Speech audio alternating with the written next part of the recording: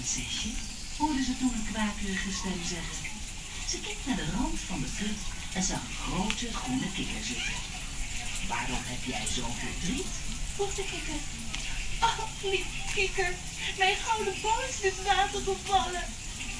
Ik zal je helpen, zei de kikker. Wat krijg ik van je als ik de bal uit het water haal? Wat je maar wilt.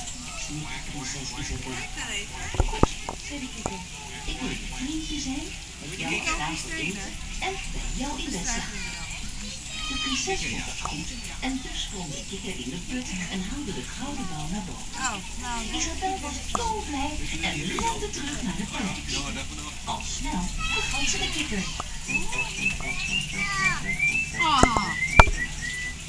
Die avond werd er op de paleisdeur geklopt.